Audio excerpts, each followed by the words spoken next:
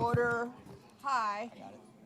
Hi, this is Vangela Barnes, and president of the Canal Winchester School Board, and we call this meeting to order on September the 8th, 2025 at 7:02 p.m. We do the call to order, please. Ms. Barnes. Present. Mr. George. Here. Ms. Green. Mrs. Talley. Here. Mr. Twist. Here. Next on the agenda is our Pledge of Allegiance.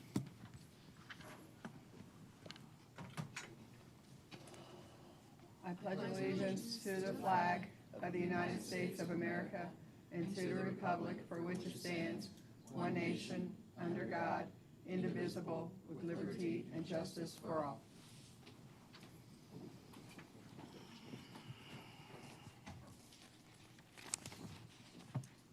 Thank you. The next thing on our agenda is where am I at?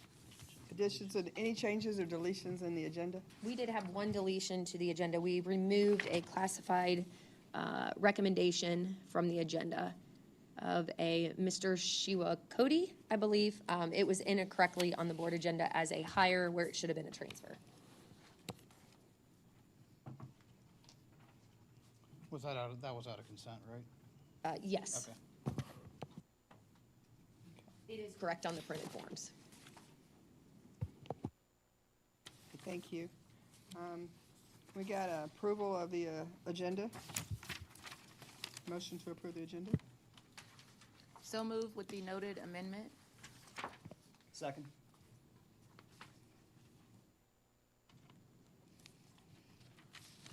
I'm going to take a vote, please. Mrs. Talley. Yes. Mr. Twist. Yes. Ms. Barnes. Yes. Mr. George. Yes. All right, next on the agenda is our presentations. The district technology update.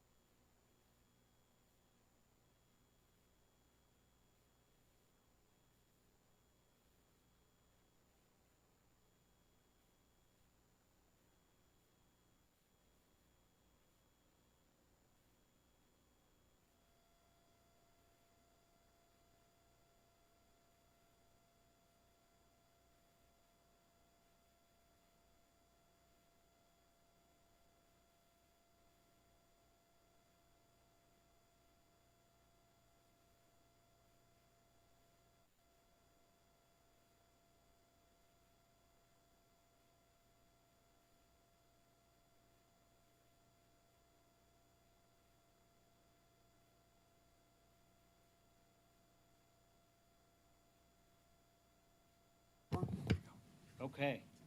It's about technology, right? Yes, indeed, indeed. All right. Thank you very much. Speak about technology support, the inventory management, our infrastructure review, application review, cybersecurity, and then we'll talk about some future initiatives that we have here. So as far as the team is concerned, I would like to introduce John Paul Hoffman. He is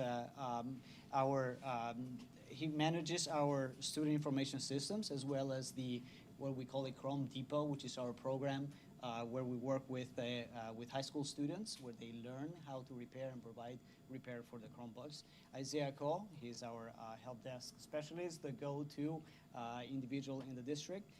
We have David DeWeese. He provides integration for our applications, specifically on the education technology side. Sheila, she is our administrative assistant, the glue actually that keeps the team together.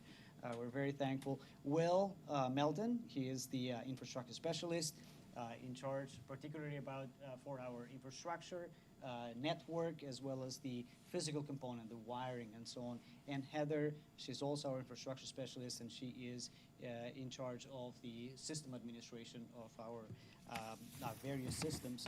It's I'm very proud of the team, and I'm very proud for everything that everyone has contributed, and how everyone is moving us toward accomplishing our vision, which is, our vision has 4 words.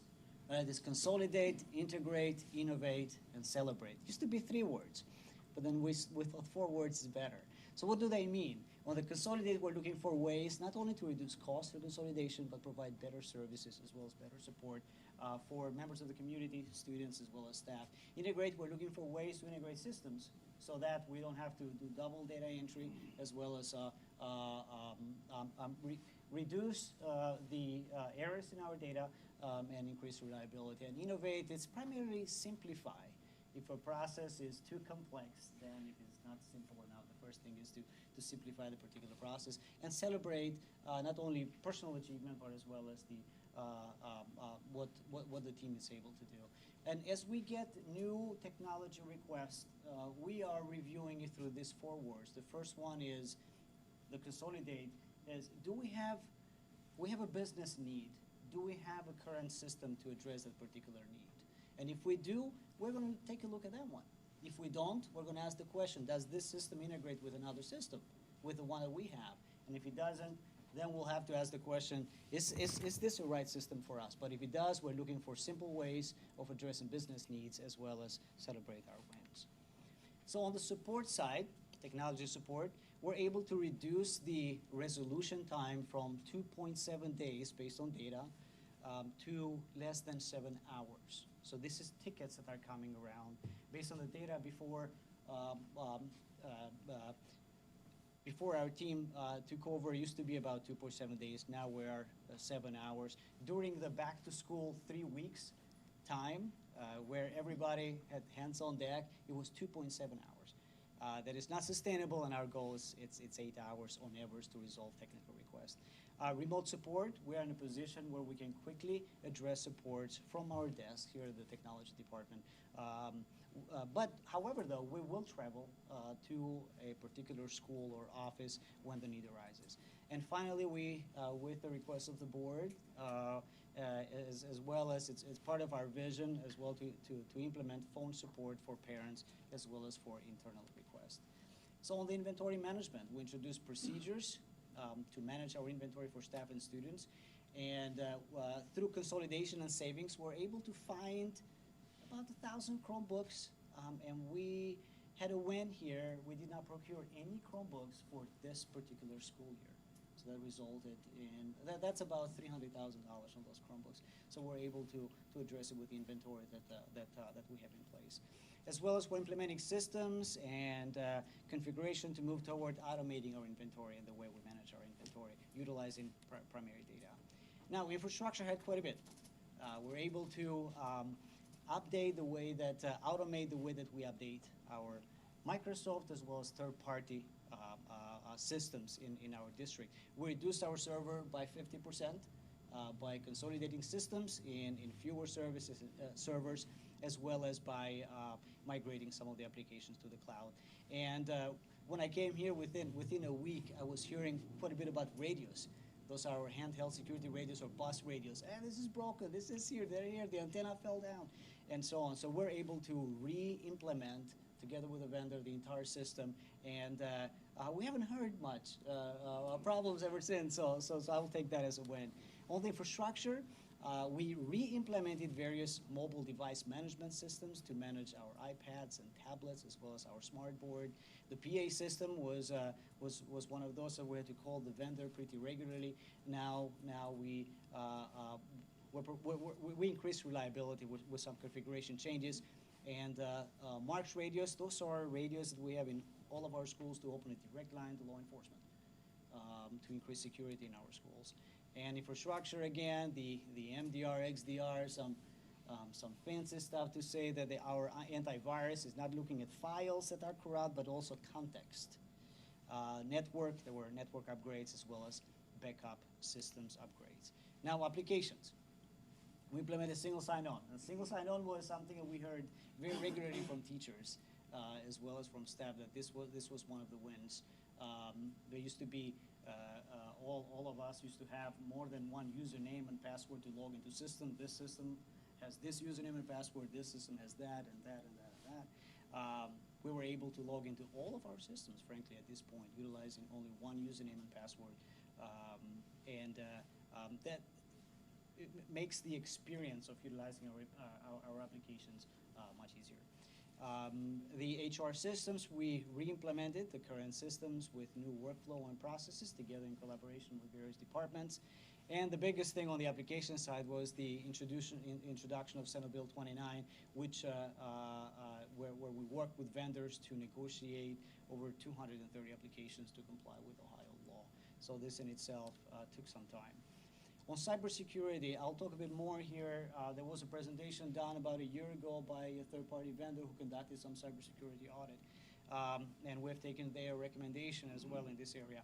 We implemented the MFA, the multi-factor authentication, to prevent us from accounts being hijacked. When it comes to security, there are many schools in Ohio as well as in the country. When it comes to security, how secure do you want to be? Well, just like you know, if we're all being followed by the bear, all you want to do is just be faster than the other guy. Right? So this is what we're attempting to do in this case. We understand that we cannot secure our environment 100%, but we want to be in a place where we do due diligence. Dark web scanning, we're scanning for passwords as well as username that leak in the dark web, as well as we're working hard to remediate vulnerabilities by introducing automated updates. When the audit was conducted a year ago, it was determined that we were at risk. And there was a proposal conducted at that point by the third-party company for them to help us with the security. And I'm happy to say we're somewhere between stronger and advanced today at 10% the cost, proposed cost. And I can go in more specifics here, but for security reasons, I would not. But I'm happy to present further.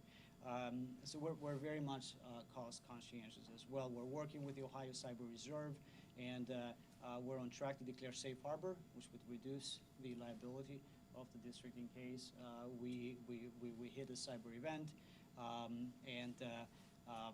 Now, as you are hearing all of this before I get into the upcoming initiative, it's what might be going to mind. It's, hey, this must have cost a lot of money, right? Quite a bit of implementation. I'm happy to say that's not true. That's not the case. We've been very wise with the way the resources have been implemented through the consolidation. We've been in a place where that is not the case. Although today I'm not prepared to answer that specific question. It's we are at the point where we're not our expenditure is not greater than the previous year. As we go forward, our focus is on the CW Promise, on the experience, on the user experience. We are going to develop our own technology section in the CW Promise, and also we're looking into the technology from 3 different perspectives. Parents, we have parents, many of you, who are interacting with these tools, and I'm sure you have never asked the question, where do I go to do this? So we want to work in a process where we can consolidate those services. The same thing we want to do for students as well as for teachers. That is the way we're thinking about our capability, and as well as the services that are being provided to these 3 communities: the parents, the students, as well as the staff.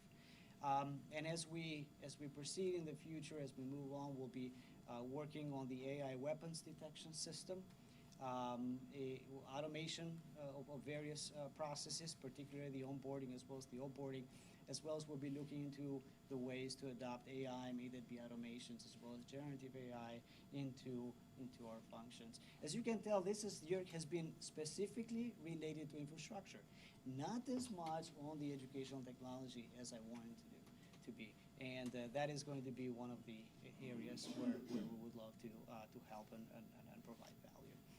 Okay, that is it. As I said, I'll be short. Happy to take any questions. If not,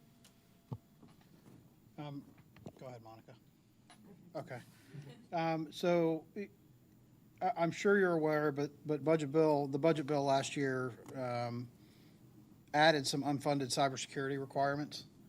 How do you think we're positioned to be? I think the compliance for those requirements is January 1st. How do you think we're positioned for that? The first component of the compliance of this is the House Bill 96, is that we declare and adopt a cybersecurity framework and by September 30.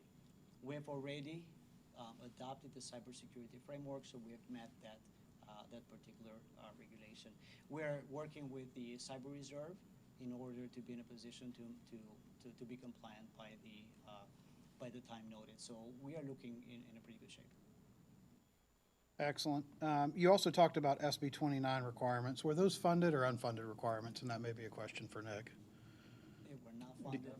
They were not funded requirements. Okay. So it was more of a privacy Right. requirement for our relationship between the school district as well as the vendor, which we had to do quite a bit of paperwork and renegotiation of our relationship. Was there a cost associated with implementing those requirements? Most of the cost was time. Okay. Time going back and forth with attorneys, going back and forth with various vendors, as Okay. well as there was a minimal cost of us being part of a consortium, of a legal consortium, in order to put the list together. Okay. This is definitely a question for Nick. So if we declare safe harbor, if we get to the point where we can declare safe harbor, will that reduce our cybersecurity insurance costs? It's already went down. Yeah, it Okay. went down pretty drastic this year with the things that we implemented. I think we were at 11,000 or so last year, and it was 6,000 this year on the premium. And Okay. I asked that question: did the things we implemented help the premium and our agents? That absolutely it did. Okay. So And then last question before I hand you over to Monica. Sorry, Monica. So for AI adoption, because you talked about AI adoption, can you run us through kind of risk versus rewards? Maybe risk versus rewards of AI for dummies, especially in kind of public sector, because AI is touchy in public sector and governance around it. It is. So whenever I look at AI, AI has two components. The first component is the opportunity to automate. And so I would say this is primarily an opportunity for us to conduct, utilizing AI, the functions that are on a daily basis utilized by or conducted by a human being. So in that area, it's a tremendous opportunity. When it comes to generative AI on the other side, I think this is a bit more tricky because generative AI supposedly has the ability to make some kind of decision which might not be the most beneficial for the school. So that needs to have the proper guardrails for safety for students, as well as the proper guardrails to advise the staff in accordance with the policies laid by the board, as well as with the laws. Gemini, it's one that the district is using at this point, which is within the Google ecosystem, and it has the appropriate guardrails developed by Google.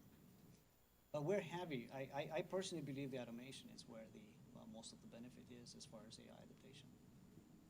Okay, thanks. Hi, Dr. Cooley. Thank you for your presentation this evening.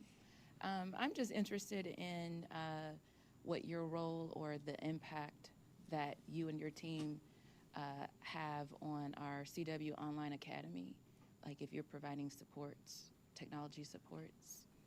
So we're working with the Department of Teaching and Learning in order to develop the integrations between the Online Academy as well as the other technologies within our ecosystem. And so the Online Academy is like another school, just like the other schools. It has services similar to the other schools, and there are various other platforms around the Online Academy that need to be integrated. The information has to flow from one to the other, and in order to make the system work. But directly, we would help the student, provide support to the students and the staff, just like what we do with the other schools. Yeah, so are there any particular challenges that are unique to the Online Academy students from your perspective? From my perspective at this point, there aren't challenges that we have achieved, that we have seen yet. We're prepared to help and adopt in any way, but so far we do not see any challenges that are different than the other ones. Wonderful, that's good. Thank you. Thank you.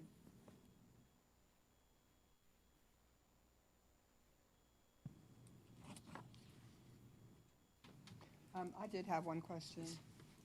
You said that you're working on a 7-year plan for the Department of Technology.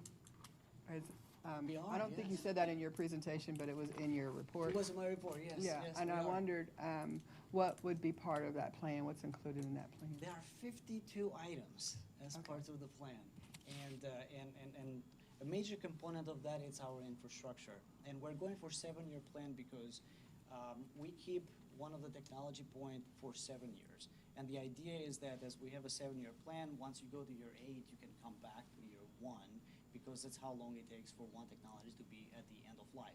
The cycle of the technology ends at 7-year point. So it includes our hardware as well as whenever we do plans, we make plans and we know more next year. We know a bit less the following years, but we're putting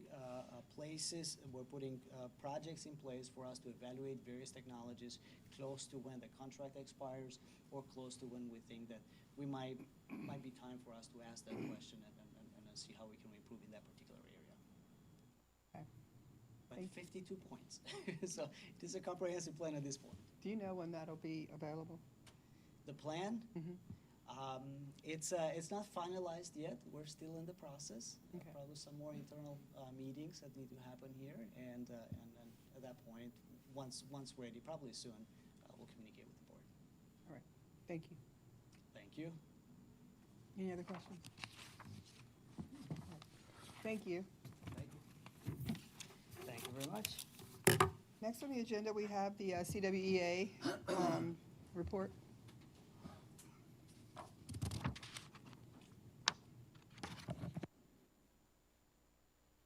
Hello, I am Brittany Link, kindergarten teacher at Indian Trail, and I am here to give a snapshot on what is happening across some CW classrooms.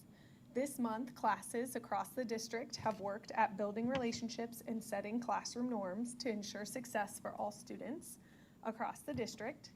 The Brockwalk Community Service Project did wrap up over the summer. It was the 11th year for the project, and our 6th grade students helped add 17,591 items to the Canal Winchester food pantry. Yay. This also included about $10,000 in groceries from Meyer, where they did a field trip and students learned about how to budget and how to make shopping lists and plan ahead to buy groceries. And to date, the Brockwalk project has added nearly 200,000 items to the Canal Winchester food pantry to support our families with in need with food assistance. We are very proud of our students for carrying on the tradition of helping others. We are also very grateful to Meyer for continuing to invite our students back to their store and help us teach them the life lessons of shopping on a budget and giving back when we can.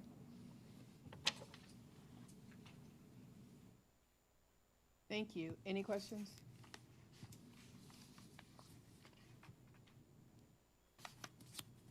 Next, we have public comments. We only have one listed for public comment, but there are several people who, is there anyone else who intended to speak for public comment? Okay. Mr. Bennett? You didn't list the subject. What do you? I didn't, and I really Okay. I'm just here tonight to kind of, thank the board and this body for, used to be in the past, we would have same meeting schedules, so we didn't really have the opportunity to kind of cross-pollinate and attend each other's meetings, but appreciate you guys making that opportunity viable so that we can, I know Mr. George has been at one of our meetings in the past, and so it's just great to be able to kind of, see what's happening in each other's worlds. So I just wanted to express my appreciation for that. And as well, wish, take a moment to wish everybody well who's seeking election. That is not an easy task. Getting out and shaking hands, meeting people, and, everyone who does it for, to help advance the schools and help the community. So just wish everybody well who's up for re-election and those seeking seats in the future. So, but that's it. Nothing really other than just a quick pop in to say hey and thanks, and wish everybody well. Thank you, Mr. Bennett. And I guess, from my perspective, I'd say the same thing on the council side. Since we were able to switch our meetings, I know several times we've had council people, Mayor Steger's been here a couple of times. So I agree. I think the ability to attend meetings and understand what's going on both sides is beneficial to all of us. And I've heard from district personnel that it seems like the relationship between the city and the schools is much better over the past, 18 months or 2 years than it had been maybe in the far distant past. So I appreciate that partnership. Thank you as well.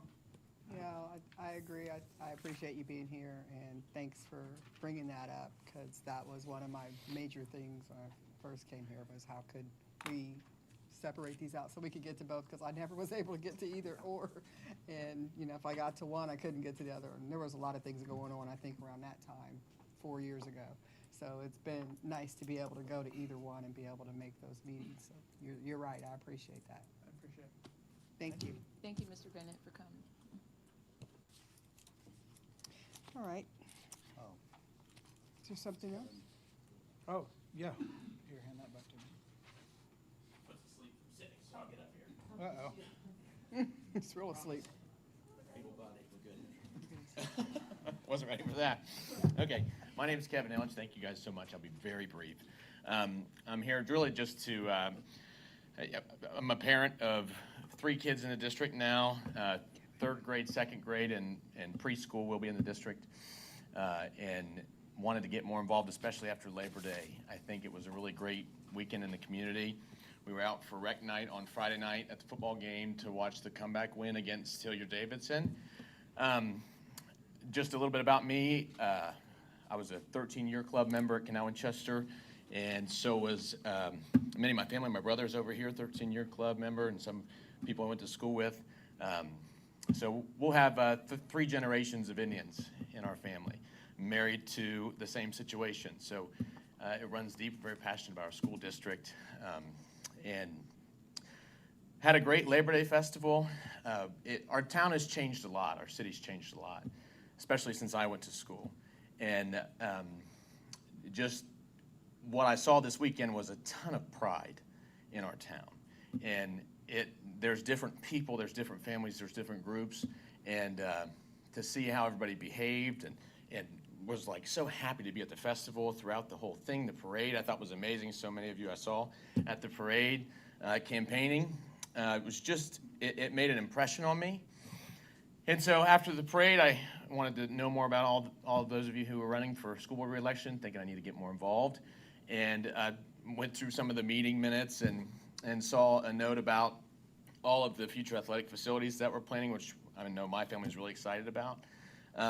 And wanted really just to introduce myself, to try to be a voice from the community to help as you guys go and plan branding and logos and all these things. I know that it's a touchy subject in our community, what logos are involved versus not involved, and I don't really intend to start that conversation, but I would love to be a resource as we go along that conversation. I'm probably close to my time, but I will say that being an Indian means the world to me, and my son, it's his birthday tonight, which is why I wanted to speak, because I'm going to run out of here to go be with him. But it's important because maybe I can send the picture. My son, we went to a birthday party for him yesterday, and he brought his 2 friends that he met from school. And one of his friends, his name is Storm, super sweet kid. Another one of his friends, his name is Cruz, another super sweet kid. It's the first time they all got together as a friends group. And I will say this, they all have very different backgrounds. And Andrea and I, my wife, we were talking about how cool it was that he doesn't think about their differences at all. Like if we were to mention anything to him about their differences, then he would act like that was strange and that was weird. And I think it's just a representation of how far our community's come, but also how proud I am to be an Indian and how proud I am to be a part of this district and all of the different people who are gonna, maybe they're first generation Indians here. And we're gonna be able to grow this together. So I wanna be constructive. I know there's a lot of people on that topic that won't be constructive, but I think what an exciting time to build the future of this place, and I'd love to be a part of it and be more involved in helping you guys do what you do. So thank you guys so much for serving. We very much appreciate it. Thank you, Mr. Ellis. And you're just now at time, so you had 2 more seconds. I did. I can walk now. I will share too, it's actually Dr. Cooley's birthday as well. So, some birthdays today. Happy for sure. birthday. Yes. But you have to stay till the end of the Yeah, meeting. but he has to stay till the end of the meeting. Absolutely, right?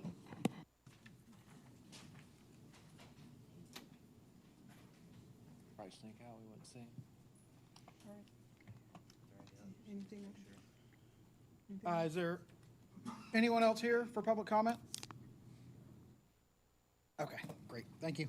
All right, thank you. The next thing on our agenda is the executive reports. The treasurer's report, please. Good evening. I'll be medium, I guess. Probably not short. No, I'll be short. We're through 2 months of the year. There's a couple things kind of standing out on the report to me. I'm in the preparation of preparing the 5-year forecast. We'll approve that next month. State legislation moved that up this year. We have an October deadline. Next year it's going to move up to August. So we've been used to November, May. So next year it will be much quicker out of the gates for approval. So we've talked about this in the past, but we received real estate tax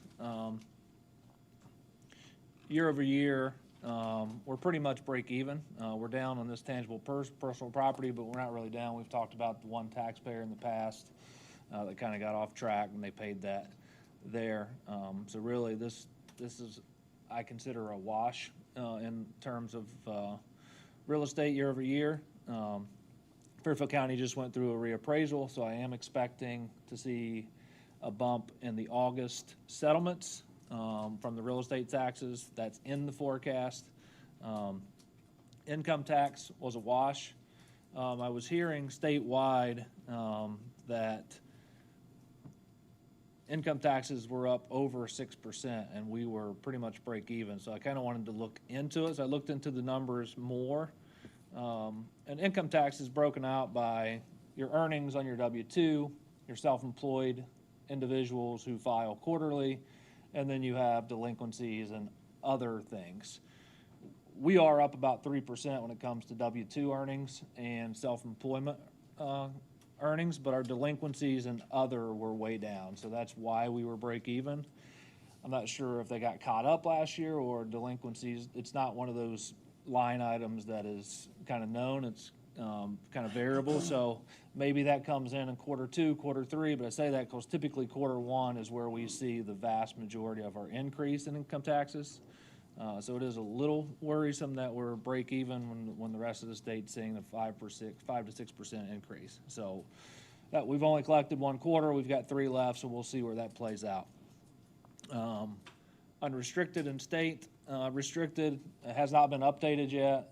We know the foundation was changed, but they have not made the changes to the formula yet. It was very minimal changes, no base cost change. So I don't expect that to change too much this year. Next year, we're probably going to see it change quite a bit. Expenditure-wise, a couple things jump out. We're through 2 months. Like I said, we should be at about 16.7%. But we shouldn't be at 16.7% yet with salaries and benefits. Meaning most of our employees, teachers, aides, bus drivers, bus aides, new salaries did not happen until September 5th. For perspective, last year at this time, we were at 13.2% of our forecast. We ended up being right on target last year. Benefits were 15.2%. We ended up having to increase those by $400,000. So what I'm saying is I think these are probably going to need to be increased. Personal services probably by $400,000 to $500,000. Employee benefits probably by a couple $100,000. So we're seeing about a net $600,000 on the forecast from last year there. Income tax, this has already fallen down to about 7.4 with the updates. So we're seeing about $800,000, $900,000 swing out of the gate. And then we still have the unknowns of unrestricted. The only real unknown in the state, we're going to be somewhere in the ballpark on unrestricted. They changed the way that they did disadvantage funding. I don't know the impact of our restricted line. That's the one big piece that I'm waiting on from a revenue standpoint. Once they update that, then I'll be able to know for sure. I'm probably not going to know by next month, so it's going to be a guess. I'm going to err on the side of conservative. So year over year, you can see revenues not really doing much, 222,000 up. Expenditures up 1.3 million. That's a trend that will continue. Year over year, cash balance, we were almost in the exact same spot as we were last year, 49.2, 49.2. So that's a great sign. So we are sitting with some cash to kind of take the offset of revenues starting to stable out. Sitting with 102.4 million. Now, a lot of that is bond proceeds sitting there over the next 18 months. We're going to spend down about $21 million of bond proceeds and things on the performing arts, the athletic complex. So that cash balance, this will be the largest we see it probably in the next 10 years. Kevin and I were pretty pumped when this exceeded 100 million. It was the first time in our 10-year that we can remember. But it's a lot of other funds. I wish it was general fund. We have plans for it. Yeah, there's plans for it. So starting in about January, we'll start really spending down some of that on the project. Interest earnings are still doing well. We're still sitting in somewhere in the 4.25, 4.5 range. We do have a lot of things in our portfolio that are out in the 5-year that are 5.25. So haven't heard much noise from the Federal Reserve lately with interest cuts. I think they're expected to do a couple more 0.25s, but I know President Trump's putting pressure on Jerome Powell, pretty much wants him out of the Federal Reserve, so he doesn't want to see the rate cuts. So we'll see how that works out. Either way, I think we're sitting in a good spot. You can see it's a pretty significant earner for us when it comes to other revenue. So 5.4 million is what we're estimating, and that's a lot to do with the interest earnings that we have. So any decision that we're making over the next couple of years, it's going to try to be to hold on as much cash as we can to keep earning that interest. Otherwise, losing state money, losing a little bit on the income tax or stable, and then also losing the $500,000 to $1 million in interest earnings will also offset our revenue. So we'll have more for you next month, obviously, with the, I guess it'll be a 4-year forecast, but I'll probably still have a 5-year forecast on there. I'll have the 5th year. But any questions on the report through 2 months? I have a question. Yeah. Do we have a way or any indicators that tell us how the jobs report affects Ohio or even our area? Like, did we go up or down in employment in our area that would affect our numbers moving forward, or do we have any numbers on that detail level? No, the unemployment really doesn't have much of an impact on us. Inflation does. I mean, if you've got inflation of 5 to 8%, then yeah, it's going to make everything we do more expensive, including the project. But that seems to be somewhat under control, according to them. So we're not really anticipating any surprises in the next 12 months before we really start getting into the project. Okay. But we could. I know the tariff noise is starting to really impact other countries on imports into the country. So they're telling us that they don't think that's going to have an impact, but any of those things could. I mean, we had a shortage of technology chips a couple years ago, and we saw things go up. It's unpredictable, but the actual unemployment rate really doesn't have much I was thinking more along the impact on lines us. of income tax. Like if you're not employing as many people, you're not pulling as much income tax in. So I wondered, do we have any numbers that tell us if we've lowered our number of jobs or if there's been excessive layoffs in our area that we're just not aware of, or do we have a way of looking at that?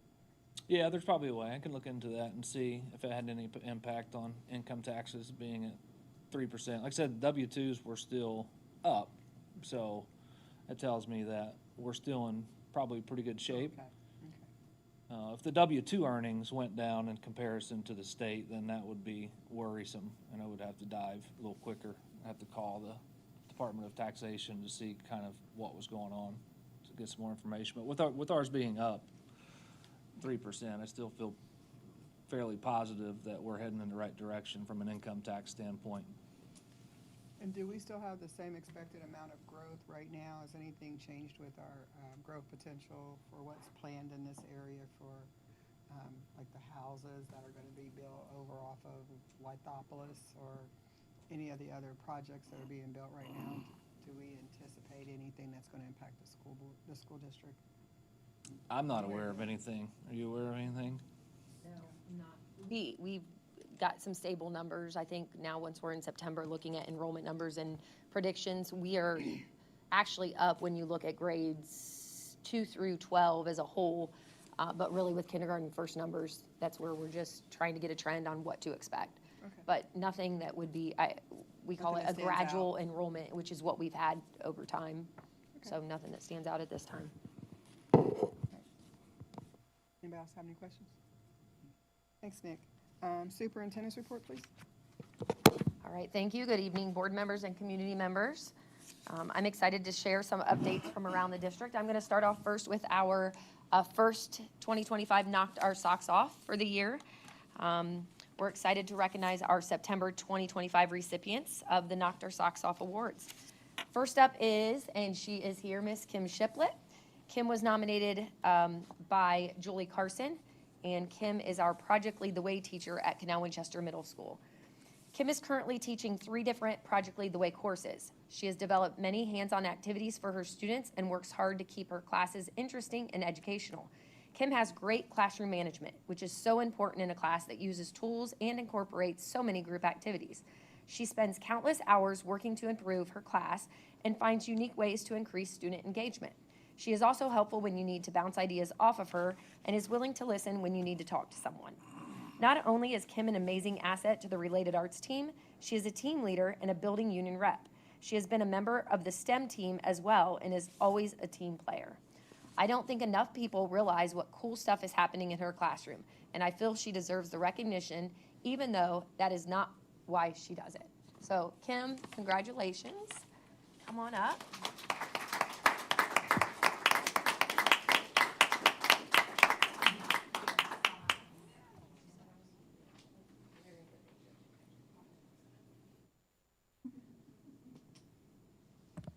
And I will tell you also, if you're ever in the middle school, I always make my way down her hallway because you never know what's going on in her classroom. But every time I go in there, she's like, "Can I get power tools?" So she is, I mean, and the kids, every time I'm in there, are always engaged. So thank you. Well deserved. Yeah, right. Next up, we have Carrie Jenkins. And Carrie Jenkins is a preschool paraprofessional at Indian Trail, and she was nominated by Andrew Caudell. Mr. Caudell says, "Mrs. J has been the paraprofessional in my classroom for my first year at Indian Trail and has been amazing in every way. She shows love and patience to our preschool students every day. She always has fresh ideas to solve problems and never gets down. She is an amazing asset to our students. She also is always sharing a kind word to our team pod and even fills our candy jar in the copy room. She is amazing." And Carrie is unable to be here, but I'll make sure to deliver those to her this week. So congratulations as well to Carrie. And last but certainly not least, we do have one final recipient, and this is a first. This recipient was nominated by members of the Board of Education. So I'm excited to share that Megan Anthony has been, is a recipient of the September Knocked Our Socks Off Award. Board members stated, Megan is the person that we rely on for communications out from the Board of Education. Her ability to craft messages ensures we are communicating in a unified and appropriate manner. Megan has an exceptional ability to align our communication efforts with organizational goals, which strengthens our overall mission. She has also worked with individual board members to ensure their messaging fits their personal style. She remains calm and effective under pressure, skillfully navigating challenging situations with professionalism and grace. Her creativity, adaptability, and expertise in using various communication platforms to reach different audiences make her an invaluable asset to our team and communities. So this was a little bit hard to keep because Megan does our Knocked Our Socks Off Award. So Megan, congratulations.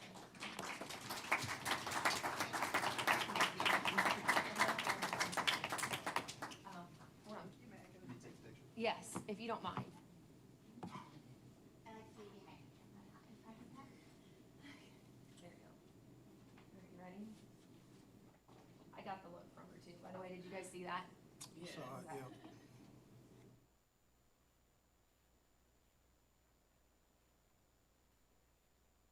I'm supposed to take a selfie at him. Yeah, right. So. All right. Congratulations again to our recipients. Next up for the report, the new year is off to a great start, and we are already nearing the halfway mark of the first quarter. On September 22nd, we'll hold our first professional development day of the year, where we will welcome Scott Irvin, known as the Kid Whisperer, to provide behavioral leadership training for our staff. This training will give teachers additional tools and strategies to support student learning and behavior across all grade levels. Our Canal Winchester Marching Band had a fantastic start to their season.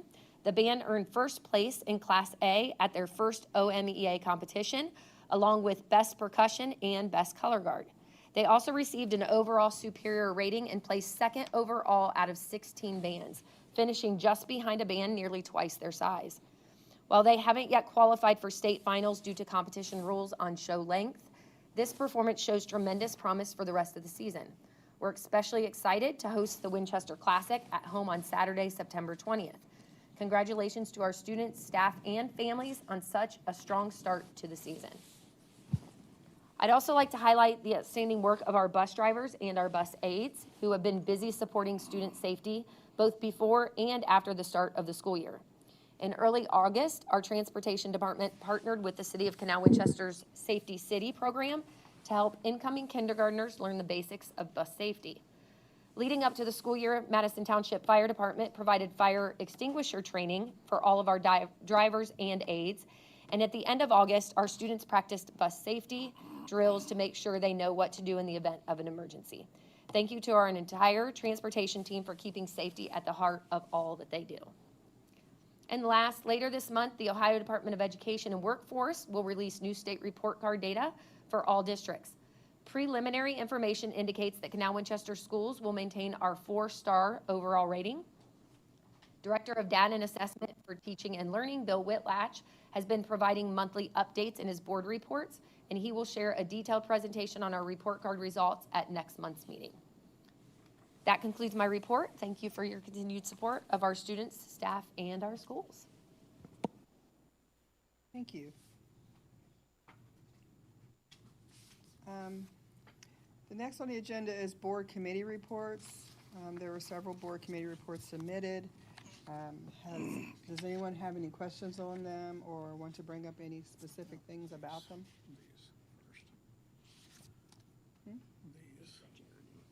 Oh, I was going by that. District reports. Let's go ahead and get the board reports for CWJRD. Anything? Yeah, so this is an exciting time for the JRD. We're deep into our fall sports. Kids are playing and enjoying themselves. And at the same time, we have open player registrations for the next season of sports. So right now, basketball is open, wrestling is open, and karate are open. And then we also, and always, this is kind of an ongoing, we have the iRest sound bath if you're looking for a relaxing, enjoyable experience. And other than that, I don't have anything else for the JRD. Has that been attended? Like, has that been a hit, the sound bath? I don't know if it's been a hit, but there are people who use it pretty regularly, so. OSBA, Monica? Thank you. Good evening, everyone. I have just a few updates I'd like to share. One of the updates would be next week the OSBA Fall Central Region Conference will be taking place on the 17th at the Villa Milano. Also, regarding the Ohio Department of Education and Workforce, they recently published a commission study evaluating the needs of economically disadvantaged students, identifying effective services to address those needs, and assessing the costs that were involved. The study's findings are significant, but they're not surprising. The study revealed that Ohio currently underfunds economically disadvantaged students by an average of $3,294 per student, and the state would need to invest about 48% more per disadvantaged student in order to adequately meet their needs. Among its recommendations, the study calls for multiple changes to the current funding system, including a replacement of the existing disadvantaged pupil impact aid formula with a different weighted measure. Secondly, the governor's property tax reform work group has been meeting weekly throughout August. Members have heard invited testimony from the Fair School Funding Work Group, and they continue to debate recommendations. The work group is expected to share its ideas by the end of this month. Public comments are being accepted through the governor's office portal, so there is an opportunity for community input. I'd also like to mention that State Representative Gary Click has recently introduced 3 new bills, often referred to as a trilogy of property tax reforms. These bills could restrict which levies are available, potentially require more levies to be placed before voters, and impose higher thresholds for passing more expensive levies. Lastly, on September 4th, I attended a virtual back-to-school briefing hosted by Parents United for Public Schools. The meeting drew more than 80 participants, and it focused primarily on state, local, and federal challenges that we are currently experiencing to adequate school funding. The discussion highlighted the real implications that these funding issues have on our districts and our communities. As we move forward, it's clear that funding remains a critical issue for Ohio schools.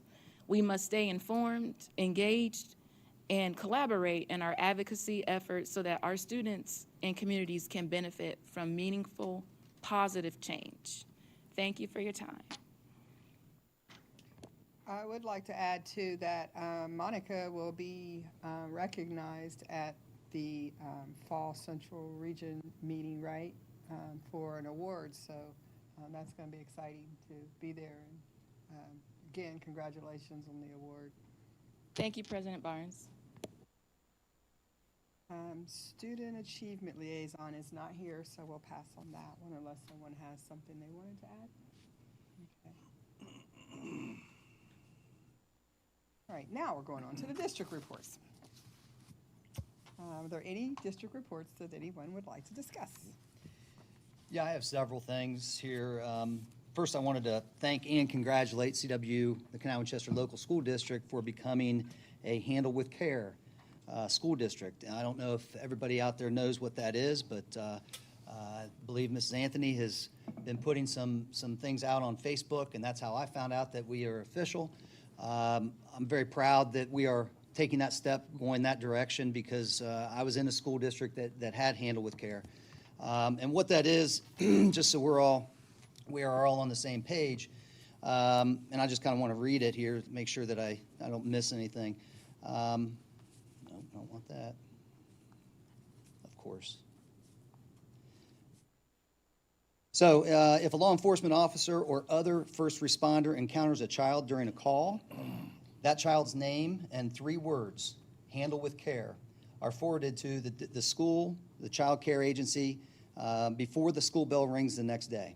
The school implements individual class and whole class trauma-sensitive strategies so that potentially traumatized children are handled with care. If a child needs more intervention, on-site trauma-focused mental health care is available at the school.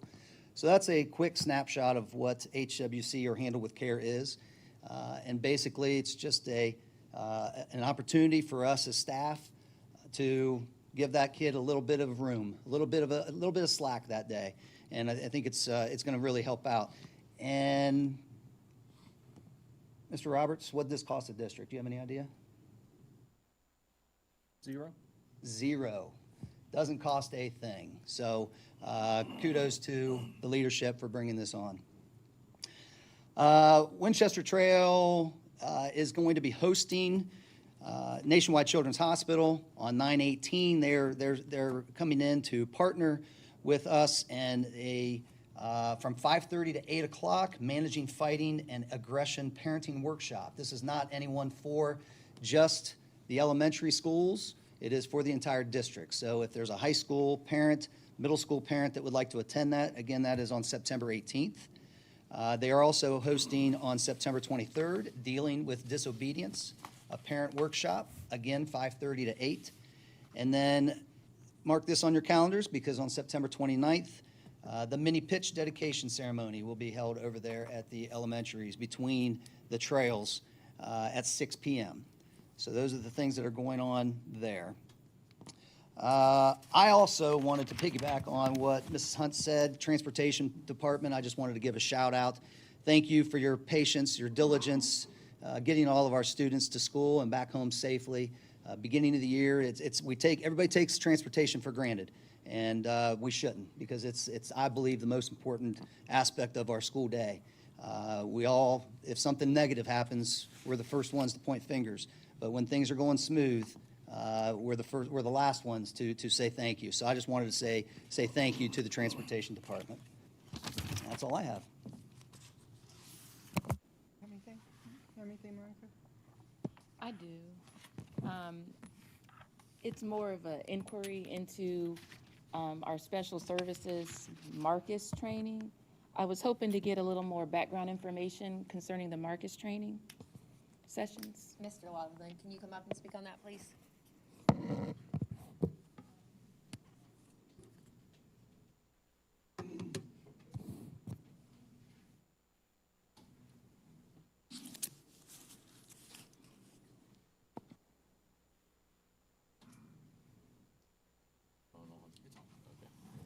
Good evening. In regards to the Marcus training, that is something that the Special Services Department and myself took into account when we wanted to look at how could we meet the needs of all of our students in a way, potentially if they're dysregulated or they're having a high emotional day or they might be in crisis.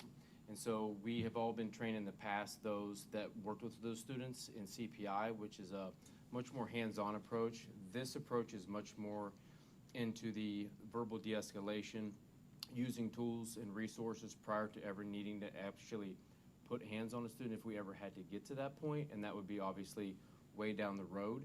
But this training specifically gives you 2 days. The first day is the verbal de-escalation piece that you get, so it's more of a sit and get training, and then the second day is training on particular holds that you may be able to use that are different than restraints, because the CPI focuses more on restraints. And Dr. Hippler and I decided that it would be best if we took that approach. And so it is something that Nationwide Children's Hospital currently uses and other districts in Central Ohio use. So we looked at multiple districts throughout Central Ohio that have transitioned to that.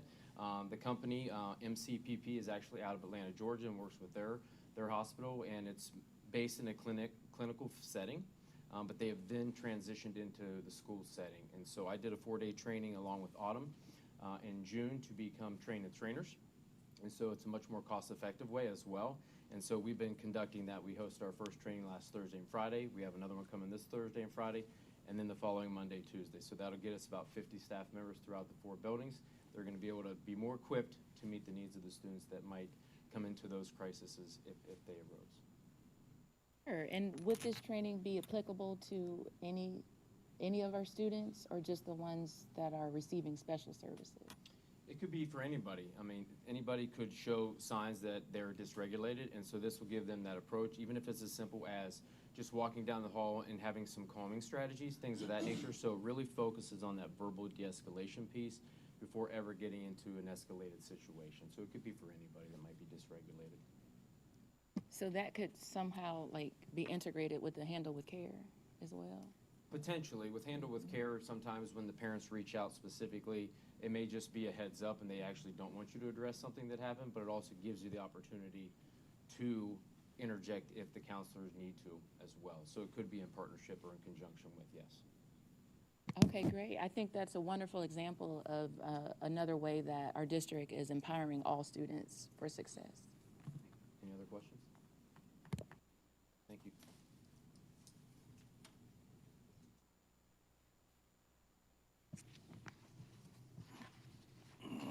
Just a quick question.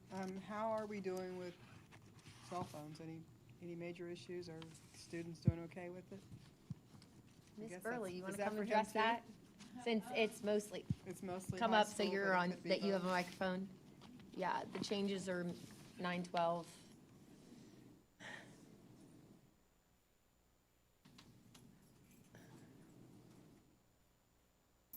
Hi.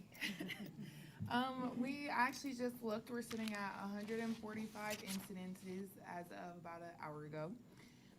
So we're about halfway through. So that's actually not bad to me for how many kids we have. So, you see them talking more in the cafeteria, they're playing Uno, just collaborating with each other in the classroom. So it's been great so far, I'd say. Anything else? Is it, well, I know you're high school, but is there any difference in the middle school or? There were no changes to K-8. So the changes that we put into place all came into place for Okay. 9/12. K-8 was already restricting cell phones. Okay. All right. Thank you. Yep, no problem.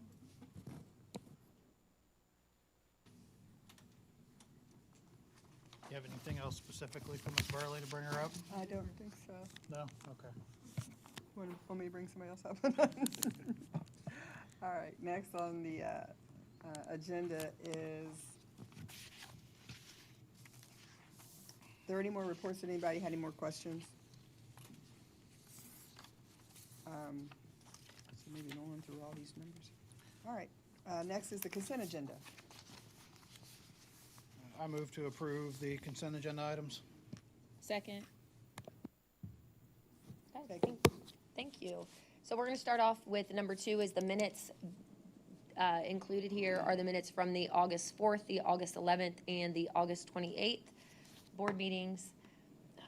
We move on to number 3. We have donations. We have several donations from the Mosley family in memory of Eleanor and Louisa, for some donations for junior, senior class, for girls soccer, for the performing arts, Canal Winchester High School choir, and the marching band. We also have a donation from OHSAA to the high school athletic enrichment fund, and from the roofing guys for Canal Winchester Middle School staff t-shirts. So we want to thank all of those donations. Thank you. Number 4 is our certified personnel. We do have one teacher recommendation, Sterling Austin as intervention specialist. He will be at Indian Trail, and he will hopefully start tomorrow. Moving on to number 5, we have our classified personnel. We do have 2 resignations. One resignation is for the purpose of retirement, Dennis Propes. He works in our maintenance department, and that will be effective January 1st. So we want to thank him for his many years of service to the district. And then also resignation from Sherry Talladay as a van driver. We do have one request for a leave of absence, and we have several classified recommendations. We have 2 bus aide positions, a career readiness coordinator position, bus driver position, and then also an aide for the high school alternative learning classroom. And then moving on, we have our classified substitute recommendations, which would be for substitute custodians and a bus aide.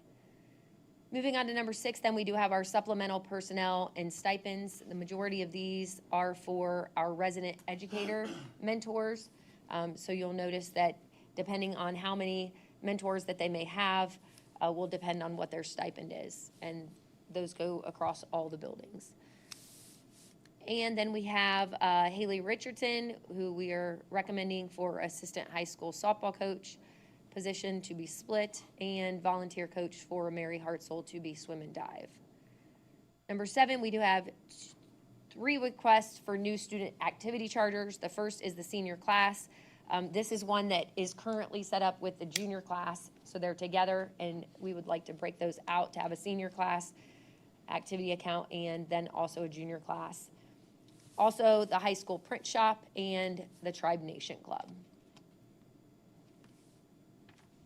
And that is all I have for this evening under consent.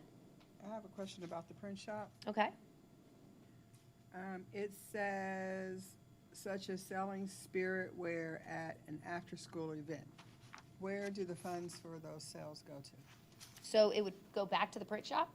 Into this fund, that's what you're creating. Yes. The separate fund? Yeah. Special revenue fund for that activity. So they will treat that kind of like the school store, a little step up, hopefully, from, with all the printing equipment we have and what they're capable of. So it'll be very similar, except they'll be making it, selling it, doing everything from start to finish. Another thought is that the school store will be able to do work with the print shop, so also learning opportunities there. And also we're really hopeful that this is a way for us to have work-based learning. So students that need to get hours for even work-based learning for graduation, some of the obstacles that we run into are transportation for them to find work and be able to get to work. So we're hopeful that this would be an opportunity for them to learn the equipment and be able to work in the print shop and then get paid for it as interns that would work. And that would be with the funding that would come from the print shop. Again, dreaming big. Is this something that they could work with, like our athletic booster organizations, and do like mass prints for teams, and then the boosters could then sell the items? So Yes, that's exactly the hope that we have for it. Okay. This year, it's really a building year to get it up and running. But yes, that is the goal, is that then we would be able to print different items, not just T-shirts, across the board for different groups that we have internally. Okay, thank you.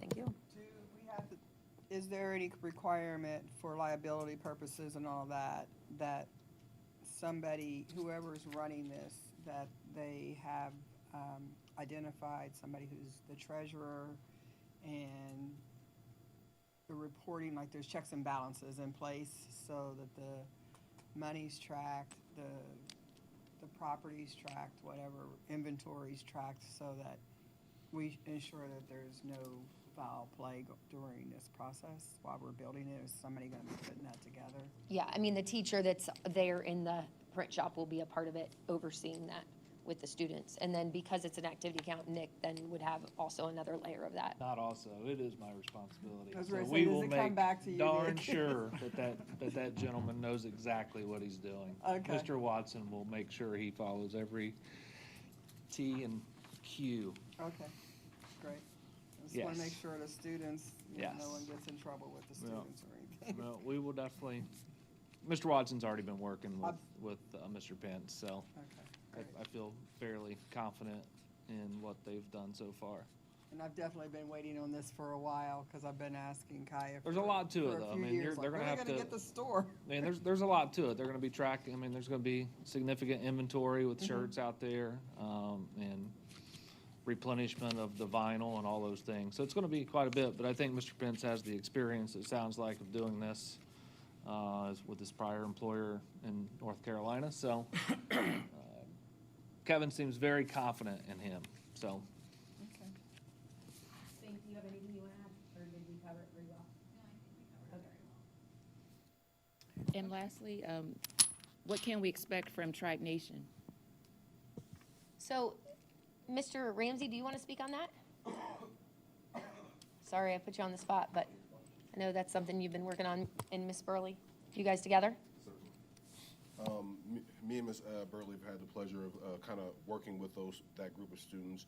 We wanted to create a more formal organization for those kids who are leading our student sections at different events. They have some brilliant ideas as to how they can generate funds and generate student interest in participating and being available at our athletic events. So we're just trying to, we wanted to give them some foundation, some tools. We thought by creating this club, it would create an opportunity for them to have something similar as a print shop, an account that they could then generate funds and then also expense some of the things that they're trying to do, some of the gadgets and things they use at our events. Any other questions? Excuse me, I'm sorry. I think that's a great idea. Thank you. Thank you. Can we take a vote to accept the consent agenda? Mr. George? Yes. Mrs. Talley? Yes. Ms. Barnes? Yes. Mr. Twist? Yes. All right. Next, we have some action items. The first one is the resolution approving the schematic design for the district-wide improvements. So this is a motion to approve the resolution accepting the schematic design stage submissions and authorizing the design professional to proceed with the design development phase for the district-wide improvement projects. And I'll motion first. I'll second. And Nick, I know you're going to talk about this, but I just want to say that this is one of our steps in getting through the process, some of the things that we've been talking about with the PAC and the fields and different things like that for those who are listening on the call. So, Nick, take it from here.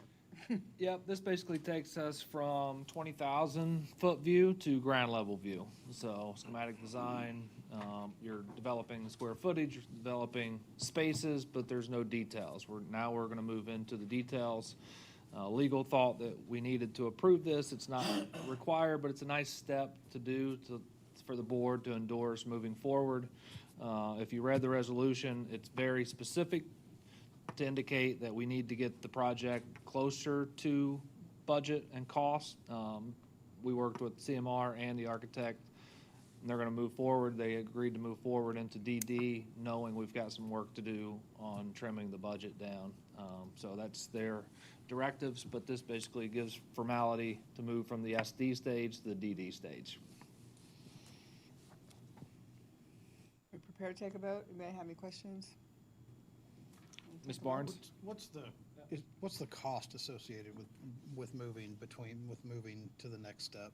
None. So you got 4 different steps. You get into when you take the project out and you do qualifications and proposals, you get an estimate at that time. And then the SD, you get an estimate on what they think is going to cost. And then we move into the DT and more details come in, so the cost gets better and better and better, and then we move into the GMP process or construction documents where the GMPs, and then we lock in the pricing.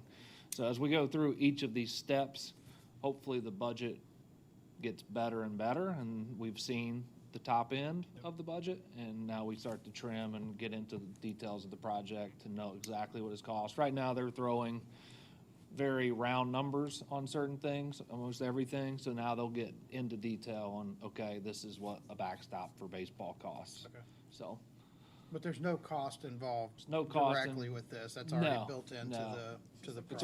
it's already built in. This is just exercising what's the project going to look like, the final steps, and what's it going to cost. Okay. That's what we're working toward through all of these phases. Yep.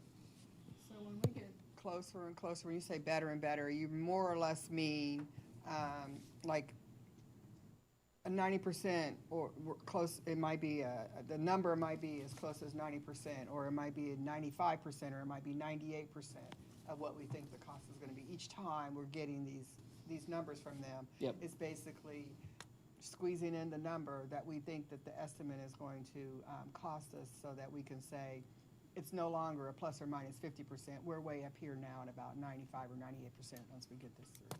Yeah, they're throwing an estimate. Think of it in this room. So schematic design is, there's electric in this room.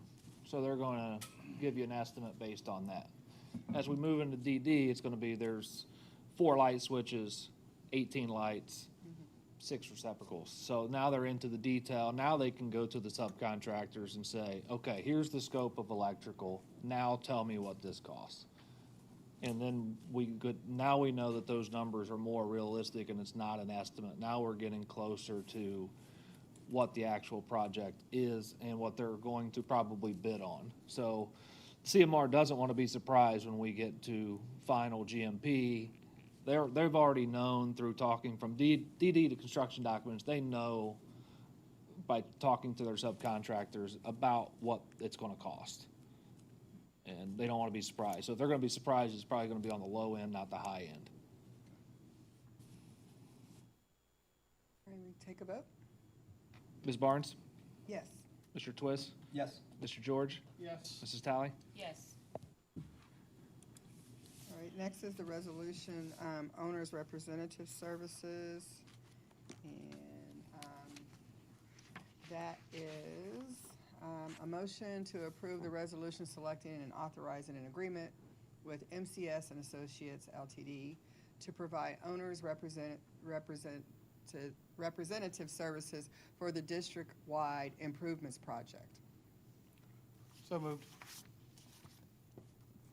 Second. So they worked with us on the Indian Trail project. I look at the owner's agent as peace of mind and gives us an expert. A lot of times in these projects, treasurer and superintendent, and sometimes you're fortunate enough, like we are, to have a good facilities director. Some districts aren't, and when they're sitting in these rooms and you're talking hundreds of pages of blueprints. We don't understand how a wall meets up against a roof, but they do. So it helps us to understand that they're not just telling us something. We've got an owner's agent in there that's an expert that can kind of see between the lines and call them out when things aren't exactly being built to the standards that they need to be built. So it gives, I think it gives, the biggest thing for me is it gives us peace of mind that we're going to end with a product that's really, really high standard. And I think that's what we got on Indian Trail. I think they know that our owner's agent knows his stuff, and I don't think they really try to blow smoke at all. I think it's straight and narrow, and it helps us to have that expert sitting in there in the room when they're talking all of these different building codes and factors and all these different things. Now, obviously, we're hiring the CMR and architect, but they have incentives too, so it just gives us that one more person that works directly for the district and gives us that expert opinion and peace of mind. All right, any questions? Take a vote? Mr. George? Yes. Ms. Barnes? Yes. Mrs. Talley? Yes. Mr. Twist? Yes. Great. And then the next thing we have is maintenance fund transfer. This is a motion to fund transfer from the Permanent Improvement Fund, 003, to the Classroom Maintenance Facility Fund, 034, in the amount of $208,380. Take a motion? So moved. Second. This is a routine annual item. We're required to do this as part of the 2017 high school renovation addition project with OFCC. We're required to move this amount of money into the 034 to make sure that building and any building that was built by OFCC maintains its standards, and we use it for maintenance, roofs, paving, bigger things. It cannot be used for custodial equipment and supplies and all of that. It has to be towards the actual facility, the building itself, to upkeep it and make sure the OFCC's investment is taken care of. Okay. Any questions? All right, we take a vote? Mrs. Talley? Yes. Mr. George? Yes. Ms. Barnes? Yes. Mr. Twist? Yes. And next, we have the fiscal year 2026 appropriations. This is a motion to approve appropriations for fiscal 2025-26 as presented. I'll motion. Second. Another routine item annually, appropriations gives us the authority to write checks for fiscal year 26. Without appropriations, we cannot legally write a single check. So this appropriates at fund level for every fund that we have. It takes what our beginning balances was, estimated resources, and appropriates the dollars that we think we're going to spend for the year. This will be filed with the Franklin County Board or Franklin County Auditor's Office. That's pretty much it. So, any questions on appropriations? No. Can we take a vote? Ms. Barnes? Yes. Mrs. Tally? Yes. Mr. George? Yes. Mr. Twist? Yes.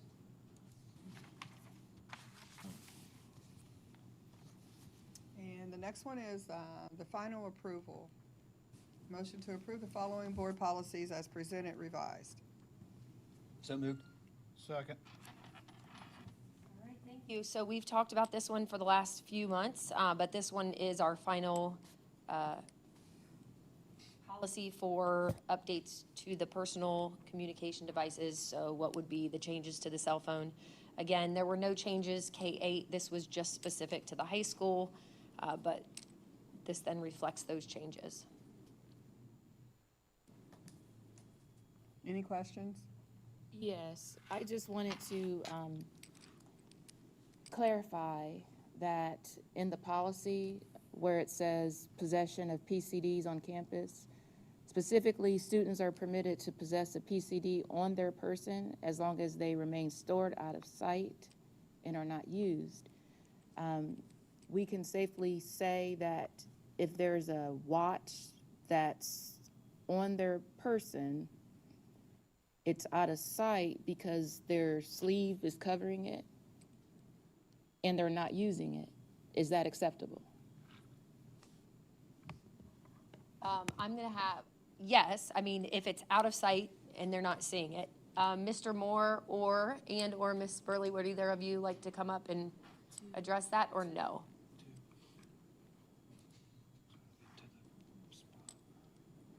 Right here?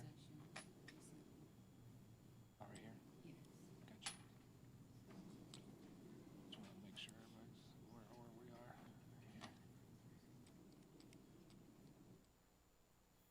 So as far as the smartwatches go, as long as the cellular feature to the smartwatch is off, absolutely. It's hard to tell whether the smartwatch is off or on because I can stand here unless I move my arm. So you don't know whether it's on or off. Kids are pretty crafty with still texting and Snapchatting and doing those things on their smartwatches, so it's kind of a gray area for us. But as long as it's out of sight and they're not on it, I think we can be okay with that. Okay, thank you. Yeah, it is ambiguous, so that's why I wanted clarity on that. Ms. Burley, how many of your violations so far have involved smartwatches rather than cell phones? When you write it up, it doesn't specify, it just says inappropriate use of technology. Okay, Yeah, so I don't know when it's okay. specifically, especially for like classroom use. Okay.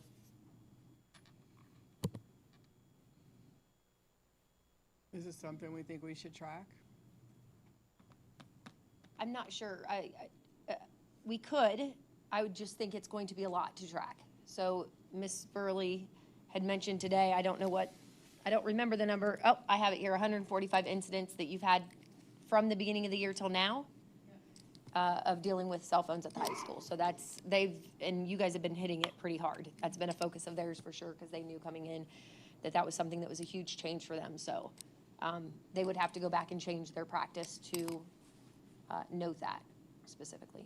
But Roughly 15 days of school, is that what we've been in? So is it 10 a day?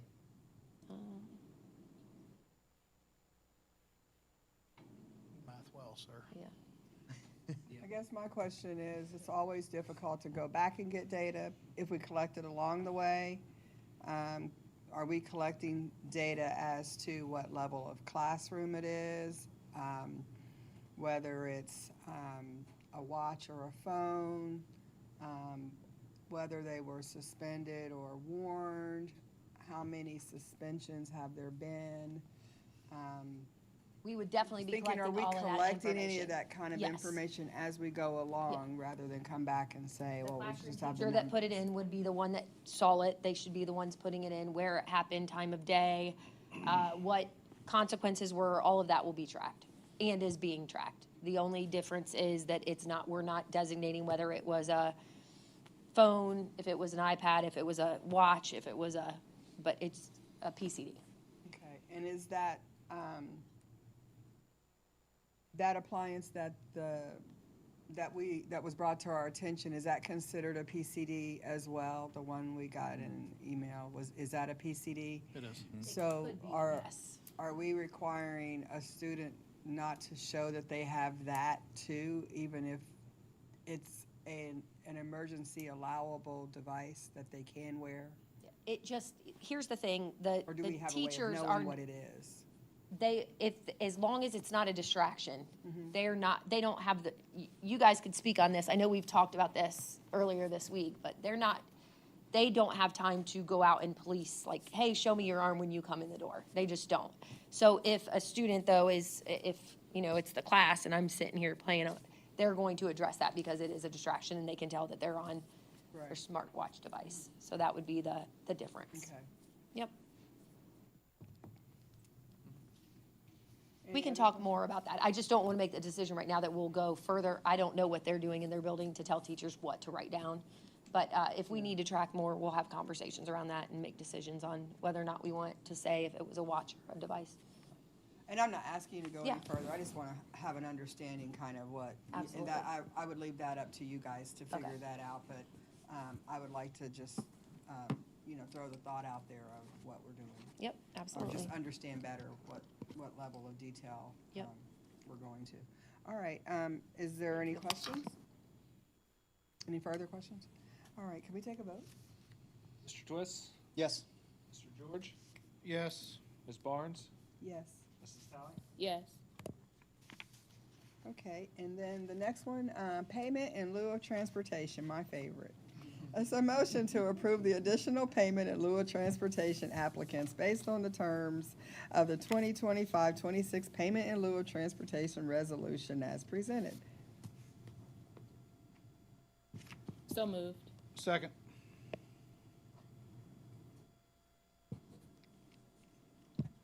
Any questions?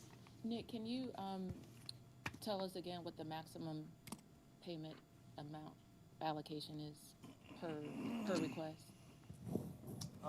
It's up this year. I didn't know that a week ago. It's in the 750 range. No, it's up. No, I think it went up. It goes up every year based on proration. I'm probably going to get a text by Kevin here in a minute. It's in the 700. I do think it went up. I thought I saw Yeah. 700 somewhere. I'll find out for you for sure.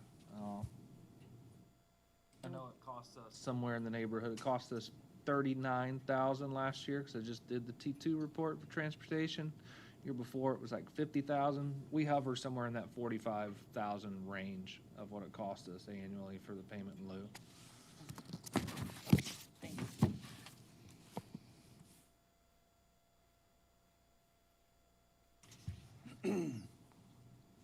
Can we take a vote? Mrs. Talley? Yes. Mr. George? Yes. Ms. Barnes? Abstain. Mr. Twist? Yes.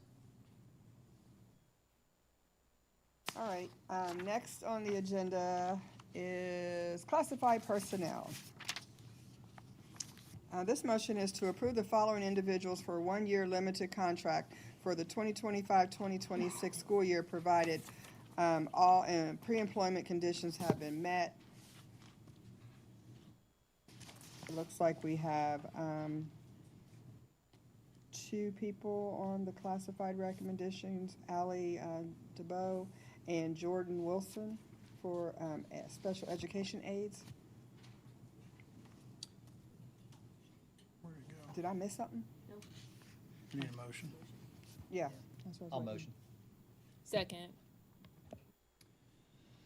So on this one, we met a couple weeks ago with Dr. Hippler to dive into some of these items. And there was an intervention specialist that we voted on earlier that was voted to employ. And this is for the aides that are being requested also. These positions were requested last year from the previous Indian Trail Administrator, Leah Cobb, and it was not up for discussion. This year, 3 aides and the intervention specialist have been requested.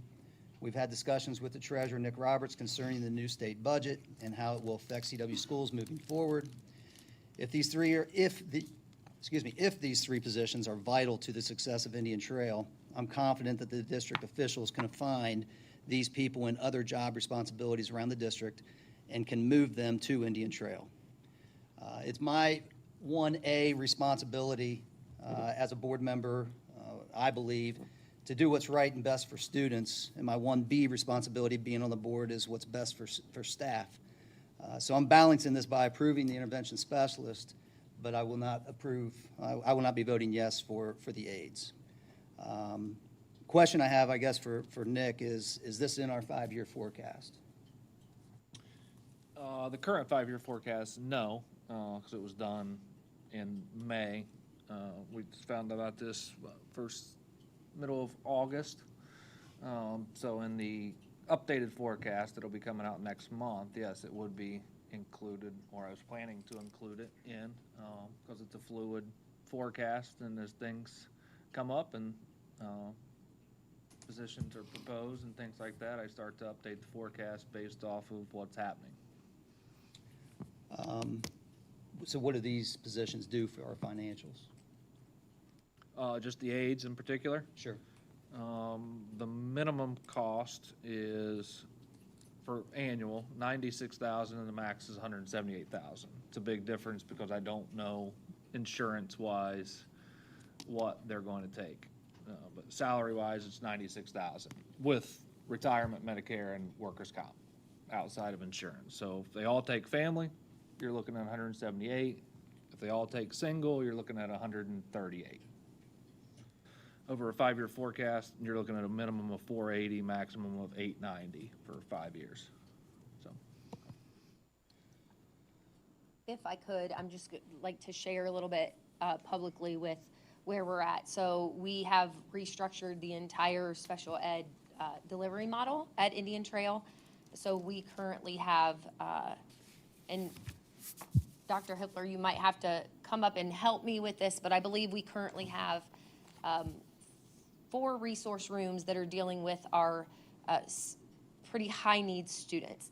And that would be what we are looking at the additional classroom for. Each of those classrooms currently have a teacher and 2 aides to assist with the kiddos. The aides that we have asked to add here, we would be looking at restructuring one of them to go into the new classroom. But there would be another aide that we would need to help out so that you would have 2 aides. 2 of these new positions are actually one-on-one aides that are needed for kiddos. The 2 that are here, I mentioned actually when we met in the work session that we would need 3 when we talked about it. So one of these positions are for one-on-one needs that we have for students. One was a kindergartner last year that's moving on to 1st grade, and we were able to use some of the aides that we had in the kindergarten classroom last year. We actually have already, with the restructure into the special ed resources, we've already taken our kindergarten aides that we've had. Those were in place years ago. I don't, Mr. Roberts could remember when the report card came out and we added 3 kindergarten aides to the regular ed classrooms, really kindergarten being the only place where we had aides that weren't dealing with special ed, other than potentially a study hall or in that role. So we actually took those aides from the kindergarten classrooms and moved them into the special needs classroom when we did the restructure. And so we were looking at where we could find those students. We also had, actually, I said 4, we actually had a 5th student move in. We have 5 new students who all 5 of them are being placed in these new classrooms that we were unaware of when we were scheduling for last year. So looking at comparing it to last year, I'm not sure we can do that, but really looking at the students this year and the needs that we have and really structuring it for students that we are seeing with behaviors, with just needs that are far beyond what we've seen. That's why the request. So I do appreciate the sharing and belief in looking at where they're coming from, but it's not done just to add. The other piece is that we've had conversations here at the table talking about students that we can't service here and paying to send them out, and the cost being extremely high to do that. And so we're really trying to focus in on the K2 level to see if we can keep students in the building by servicing them in the building so we're not sending them out. And so these aides do help us to keep the students safe and other students safe in the classrooms. So, do you think that without these two positions, you would have to send one of these 5 students out because we wouldn't be able to service their needs in our classrooms? Dr. Hippler, do you want to come up and speak specific to that question? I think I'm asking this question specifically on the one-on-one needs. I'm just trying to understand how that correlates. Yeah, one of them in particular that has a one-on-one is capable of being in the general education class for a lot of the day. By law, that's what we have to do, serve them in the least restrictive environment. But this particular student has some aggression issues, has some issues that he needs somebody there to help support the regulation, when he may need to be removed from class to keep him safe, the others safe in the class. He's one of the one-on-one students that we have. The classroom that we've added is really to kind of spread out the students that we have in those other classes. They were all high in number, as we kind of discussed, and by spreading them out, we're hoping that we can keep them in as they were before. With as many as we had in a classroom, it was just pretty impossible for the 3 adults that were in those classes to really keep those students safe. There's one trying to get to the door, one climbing up over here, just a lot of unsafe behaviors. So by spreading them out, that additional teacher, it allows us to kind of make our class sizes a little bit lower, but we also need the paraprofessional support for that. Does that answer your question? Yeah, I guess my concern is, we're adding new headcount. So I think in general, as a school board, I think that we need to be more diligent about how and when we decide to bring new employees into the district. And then secondarily, just honestly, have we inventoried? That's not really a great way to talk about personnel, but have we inventoried our aides, where we have our current aides, and what is our ability to move around our current stock of full-time employee aides? And is there an ability to free up an aide from somewhere where they're not as needed? It's a bit push and pull in this situation, but at some point, especially in the budget crunch that we're starting into now and is probably going to get worse over the next 3 or 4 or 5 years, we really need to start being diligent about moving people where we can move people. So I guess that's a question, and since I missed the work session, I wasn't able to ask it then. So we did have this discussion, and we have looked at it. It's hard to do in the middle of a year, so it is tough to do. I'll publicly say that one of the conversations came up about the library aides, about if we looked at the library aides to move them into these roles. We have. We can make that move, but then the work that they are doing, they took some work off of the technology department with the Chromebooks. So they're responsible for the Chromebook distribution and other things that are happening within the classroom. If that goes away, which again can be something that we look at, but then we're talking about where does that fall on somebody else. I had knowing aide qualified to do the same type of work though? I don't know that if when we are interviewing, we're looking for individuals Have to who are. require training? Yeah, we're looking for individuals who are able to work with the students. I'm not sure that would be something that would be interested in. Classes to try to cover these kids, pulling aides from other positions within the building, and it was just leaving the space where that we were pulling them short and putting those students at risk because we were pulling this one to help this kid. And yeah, we've been doing that so far this year, and that's just another thing that we actually did over the summer was we had moved a special ed teacher from the middle school because of numbers. And we moved that special ed teacher to Indian Trail to provide the supports of looking at trying to provide these units in-house to be able to offer the kids resources.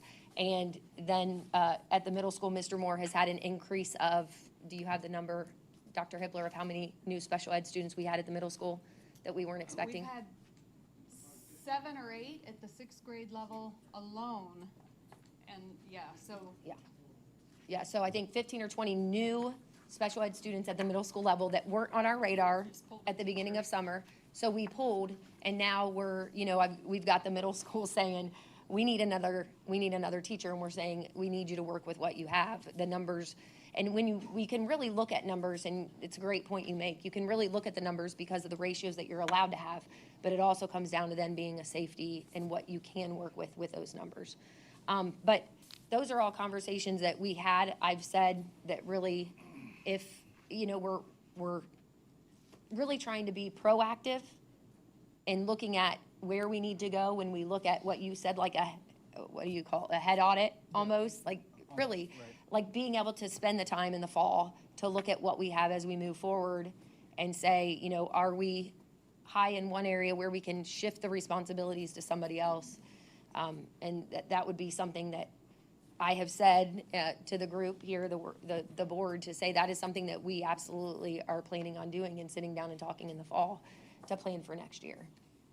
So if we hire these people, are they hired for just a year? Is it a 1-year contract or? It is a 1-year contract. We have found that through attrition, like a lot of there's just movement. So that is something that potentially could happen. But if we're looking at that route, then we'd have to make those decisions. We do not want to, obviously, and we've had conversations that that's not the route we want to go, but we would need to have those conversations as we look forward on where we're at financially. But it's pretty typical to bring new employees in on a 1-year contract, right? Oh, yeah. Every new employee for classified, certified, are come in on a 1-year contract. Yep. Yeah, I was just thinking along the lines of, if it's a 1-year contract and we have the fall to look at next year, for the next year, it's not necessarily that they'll be here for 4 years. Maybe by fall, there's some positions that leave, and we can decide that whether or not we need to replace those positions if these are needed for these high needs students. From a forecasting standpoint, it's not going to jeopardize revenues over expenditures this year. Now, we are trending towards break even next year. I don't know exactly where that's going to be. It's going to be a lot closer. This year's probably going to be in the 1.5 to 1.8 million range of revenues over expenditures. Next year, that gap's going to close. And then in year 33, that gap's closed, and then we're on the other side of the coin. Year 4, we're really on the other side of the coin. And then year 5, we're swimming because legislation removed the ability to renew the emergency levy of $7.1 million. We've got all kinds of challenges in that 5th year, regardless of this decision. There's going to be a levy. There's new levy proposal. There's going to be a lot of things happening in year 4 and 5. So we're going to have to definitely attack it starting next year. The intervention special, the 4 of these total, when you're just separating the aid out, I guess, it makes it a little less impactful because all 4 of them together is a cost of $165 to $275 annually, $825 to $1.4 million in a forecast piece. Of that, like I said, 480 and 890 are the aids. So the intervention specialist adds a pretty nice tick to the cost. So I guess my point is, if we're looking at the intervention specialist, I don't know why we wouldn't look at the aids when we're still revenues are over expenditures this year. And we're going to have to continue analyzing it in next year and then the year after and then the year after. I think we face a lot of challenges, like I said, coming up. Legislation's not done. I read the same 3 things that you read. Property tax reform's going to happen. It's already happened to us with the elimination of the emergency levy and 220 some other districts. The other piece of that was inside millage. They're still attacking inside millage. They're still attacking whether you can levy continuing or not, and they're still attacking the voter percentage on what it takes from a range of 1 mills, 3 mills, 10 mills. So we're going to be facing a lot of legislative constraints. This wouldn't be a significant worry for me this year. Leading into years 2, 3, 4, yeah, we're going to have some concerns. Personnel, supplies, a lot of different things that we're going to have to tackle and streamline budgets as much as we can. And the other piece, and thank you for sharing that, the other piece to also mention is if we cannot service we're required to service our students. If we cannot service our students, we have to send them to potentially a facility you can, and then you're talking, what would you say on average a student cost that we send out? Obviously, on average, I don't want to call out any students, but I think we went up as high as 120,000. No, new story, the high is 119 and some change, call it 120. The minimum, if we could send kids to MRDD, that'd be awesome. All those kids are covered. Next to nothing, Yeah. But we don't have it. So you're ranging in the 55 to 120 range, and that's assuming they have no one-on-one aid, no other services. Doesn't include transportation, which is very costly. It's usually one-on-one private. So those things do add up. And then I heard Monica say that I thought she said that the developmentally disabled were already underfunded for that. Economically disadvantaged, okay. That's different. So we're definitely in a position that's really tough, because even going into this year with the restructure and really looking at how can we service students and focusing on K2, we did our best to not add any staff, and we didn't. We moved and we restructured and we looked at, okay, how can we do this? And then we get new students that we weren't accounting for. And that's really what, when you look at the new students across the board, that's where this addition is coming for those new students, because then you can't just add a new student to the classroom when they have these high needs. So I want you to know that we are looking at it. It's not as if, I'm asking you to add these extra individuals and don't understand the cost. And I do. I just don't know what our alternative is for those positions and for those students. So if these positions then are not approved tonight, you're telling me that we're going to be sending these kids out? Not necessarily, but. Specific kids, but kids amongst the groups, for sure. Yes. There are at least a few at Indian Trail that we would be having those conversations if we couldn't spread them out and add the support.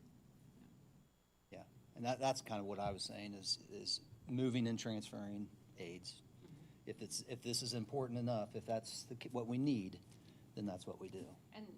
And like Mrs. Hunt said, last year, we moved a teacher internally mid-year rather than hiring a new one, and really kind of blew up some people's worlds, and some kids, had to get used to new teachers. And then same thing with the middle school, having to move one of those to Winchester Trail this year to replace the one that we moved to Indian Trail. So we definitely try to move when we can. When we've got the staff out there, we will look at reassigning, but right now Indian Trail has really got a lot of needs, and that's kind of where we're trying to focus right now.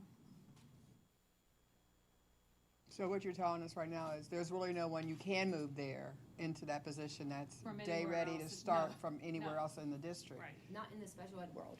Not in the special ed world, for sure. And in order to move someone, they would have to come up on a lot of training to get to that point. Well, everybody, no matter, the people that are going to be hired are going to have to be trained, right? Though they might not be need to be hired, or they may not need to be trained in special needs. They may have that training already, but they might need to have some internal training on things that we may do, particularly here, right? I'm just saying. Right. We have had some decent candidates for those positions, people with experience, so that's a positive for us, because they're dealing with some hard classes. So. What's the time frame and what's the time frame and what's involved in training someone? I'm assuming it's a certification of some sort for special needs. They come in, we try to get them Marcus trained, just to give them some of that basic information. And there's also a training coming up through the ESC that we've got at least 4 and potentially more of our paraprofessionals attending, that gives them some training specifically in working with kids with autism. Our new teacher also will be able to go to that ESC training on autism, and so it's really a lot of it's on the job. Our BCBA is mainly based out of Indian Trail. She's across the district in all the buildings, but she's kind of housed there, so she provides a lot of support. Are aides trained in CPI? They'll be trained in Marcus. Many of them were trained in CPI, yes. So we're kind of between years, so we have a lot of them that still have that CPI certification, but they'll get the Marcus. So let's say we had an aide, totally hypothetical, let's say we had an aide transfer from another school district. They were an aide in another school district, they came to our school district, and they were just an aide and had none of this training. How long is the training to get them prepared to work in a special needs classroom? I mean, do they have to have? There's nothing that they have to have. Okay, okay. So they just need a paraprofessional certificate through the ESC. Okay. When they come to us, we try to give them some of the on-the-job stuff. Okay. If they're working with some of our medically fragile kids, they may be trained by the nurse in regards to some of those procedures, things like that. And then- There's nothing specific that they Okay. have to spend hours. And then for the Marcus training that you were talking about, and then the CPI training, how long is that training, like through the Marcus is a ESC? 2-day training. Okay, So that's 2 full days. The ESC trainings that I was referencing are 1 full day. okay, okay. One of the things that we also did with getting Mr. Lawson and Autumn trained in the Marcus trainings so that we have somebody in-house that can do the trainings, where we used to send out and pay quite a bit to send out. So they're trained, and that's why we're able to offer so many sessions, and we're really hoping to get that. We're at 50 by the end of the next week, and we're even looking at putting more on because the training is so beneficial. How long does it take to get a paraprofessional certificate? Don't take much time at all. It doesn't take much time. It's It's a process. You go in and you fill out the paperwork. There's things you have to do to get it. So depending on the ease at use of technology and like being able to Fill out the application. maintain, yeah, that's the piece that sometimes we run into, but it's a quick process for the parapro license. I just wanted to say, what's obvious here to me is that there is a need, and I believe that our administration and staff, they do their due diligence prior to making a recommendation to the board. So they're there on the ground with the students, evaluating, and just with their expertise. I do support that, and I feel that we do have an obligation to make sure that our students, all of our students, are receiving the resources that they need to be able to grow, to thrive, and just to be better. So I do support this motion completely. I agree with almost everything you said. I don't know, because I haven't seen it. I don't doubt that due diligence was done to verify that we need these aides and that we can't pull them from some other position, but I haven't seen justification. There has been no, I don't think, and even in the work session, at least from my understanding, it wasn't shown, you know, hey, here's the number of aides we have and where they're at, and here's why we need these aides. So I don't feel comfortable saying that the due diligence was 100% done. Actually, they did show the numbers, and they showed the numbers per class and the number of students in each classroom and the levels that they were at. I don't doubt that we need the support for the special services. I don't doubt that. I believe that's state mandated anyway. So you don't really need due diligence for that. But where the due diligence is that I'm not sure of is, did we look at every aide and justify every aide position in the district, not for special needs, in the district, and say, hey, here's some that maybe we can move, maybe we can't. I don't know that that level of detail was gone through. And I'm not saying it wasn't. Maybe it was. I don't know. I don't know that was presented. Dr. Hippler, I know you didn't present that specific scenario, but did you guys do that? We have conversations. We'd be moving somebody mid-year out of an established role that has a lot of responsibilities. So in regards to that big picture, I don't know where we pull somebody from that we wouldn't then leave that group shorthanded. Like already, I think out in the buildings, we're hearing a lot from all of the principals in regards to we need more help. We've got a hard group of kids, you know. So I don't necessarily know who all the aides are, but I know they're all busy, you know, and they're all working, and mid-year, we don't want to pull somebody from one position to another unless they're clearly available. And I don't feel, I mean, we're 15 days into the year, so I don't know that we can necessarily say we're mid-year, right? And then, you know, to the principals, I 100% can see that. I mean, I'm in a leadership position in my regular job, and I never have enough people. You know, that's the way we are as leaders, and whether we have it or don't. Oh, yeah, absolutely. I'm sorry to interject. I don't know about all the other schools, but I know. Name? I'm Dr. Klopel, sorry, from Indian Trail. She's our principal at Indian Trail. Okay, thank you. At least at Indian Trail, this whole year, probably the second day of school, we have sat down, we've evaluated every single kid, what their needs are. We've evaluated every single para, where can we put them, who could they best fit with, what are their skill sets.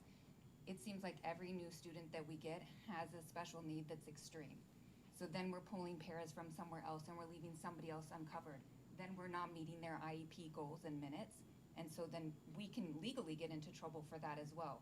So when we're asking for things, we've done, even today, we sat down with Brooke, we sat down with Mitzi, our special ed coordinator at our site in preschool. We went through every single student, every single adult. Who can we mix so that they are equitable classrooms so that every student is learning? And we're still short. So I don't know what else to say. You guys are more than welcome to come into any classroom all day. We need the help. And we would love for you guys to see that we're trying and we're struggling. Yeah. And I there's no doubt, and I'm not doubting that. I'm just, you know, this is the discussion that we have to have, I think. And I'm kind of going back to Nick's comment. It doesn't put us in jeopardy today. It's a one-year contract. We have the ability to review, or the staff, the superintendent, has the ability to review current positions for next year to look at where we might be able to move people around if we, or through attrition, not replace someone else for the salaries that we may be allowing for these two very much needed positions. And I'm more concerned with the fact that if it was a regular classroom, maybe not such a big deal, but because these are such high needs kids, and because we're trying to keep kids in the district and not send them out, if we are not staffing or properly staffing a room, then we end up sending a kid out, then what was the whole purpose of not approving these two? That's kind of my concern. In addition, I just wanted to point out, I believe we discussed in our work session that we are projecting that there are to be, we're going to end up receiving more students into Indian Trails with special needs. So there's a future projection why I think this is necessary as well, not just the current situation. The special services report that we got has 805 students that say they're special education enrollment. There's 805 in our district, and Indian Trails has 156 of them, and Winchester Trails has 167, and the middle school has 123. Do we know that, this doesn't tell us what the difference is from last year, like the increase. No, but I can there's give you that. 805 in our district right That's now. the largest that it's been. That's very high. For sure, since I've been here. Comparatively.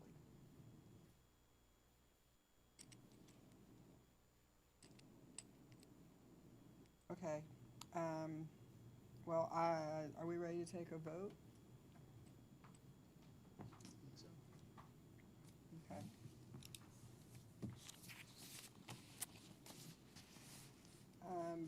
So for the motion for classified personnel, can we take a vote, please? Mr. Twist? No. Ms. Barnes? Yes. Mr. George? Yes. Mrs. Talley? Yes. Okay, motion passes. And next on the agenda is discussion items. Proposed policy changes. Believe we had a couple of items on the agenda that we want to table until Is that what that is? They don't say what they are, but we had two items. Just one. Just one now. Oh, okay. Just one. Okay. Is this the one This for, was just looking at anonymous complaints. That's for what the this is anonymous showing. complaints? That's what, yeah. Yes, That's we what would I like asked to, what about the logo? We're tabling that too? Nope. Okay. So for the anonymous complaints, we were wanting to table that until we can review that further at a later time, because we had some more discussion around that one that we wanted to talk about. So is there anybody in opposition to us tabling this one? All right. Do we have to take a vote on that, or just No, say it was it's tabled? just, Okay. just discussion. All right, and there's nothing else on the agenda, so we don't need to do executive session, is that correct? I don't have anything for executive Can you give session. us a reminder of what the date is for us to provide the updates for the? September I was 16th. wanting to say the 19th, and I kept going, is it the 19th or the 16th? Okay, so September 16th for both Nick and, okay. Yep, and that's back to me, That's back to you by the 16th. back to me by the 16th. Nick and Kai, I assume we're out of school on October 13th, that's the second Monday. Are we still having our board meeting that evening? On when? That is Indigenous October Peoples, 13th. that is Indigenous Peoples' Day. Yeah, I mean, calendar that we that's agreed. when, yeah, I believe when we put it to I hope- vote, I you hope guys we had are. agreed to. Forecast is due the Yeah. 15th, so. School day, isn't it? I believe it is a school day. It is a Yeah. school day, yeah. I believe Yeah. so. I wanted to make sure. Yeah, you guys are like, yeah. Okay. Yeah. Just wanted to make sure, thank you. Motion to close the meeting? Second. Take a vote, please. Ms. Barnes? Yes. Yes. Sally? Yes. Mr. Twist? Yes. All right, great. Good meeting. Thank you, everybody.